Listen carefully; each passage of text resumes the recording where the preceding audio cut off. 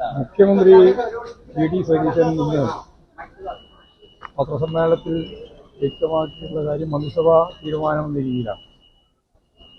യഥാർത്ഥത്തിൽ PMC ഒപ്പുവെക്കുന്നതുമായിട്ട് ബന്ധപ്പെട്ട്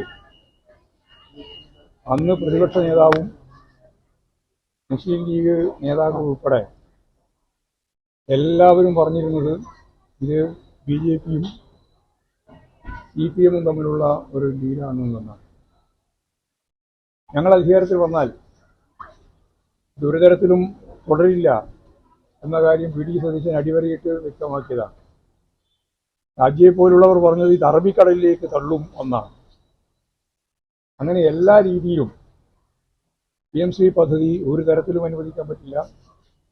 കാവ്യവൽക്കരണത്തിൻ്റെ ഭാഗമായിട്ടുള്ള BJPയുമായിട്ട് CPM ചേർന്ന് നടത്തുന്ന ഡീലാണ് എന്ന് പറഞ്ഞ അന്നത്തെ പ്രതിപക്ഷം ഇന്ന് ഭരണകക്ഷിയായി മാറിയപ്പോൾ അത് നടപ്പിലാക്കും എന്ന് മാത്രമല്ല, വലിയ കളവാണ് പറയുന്നത്.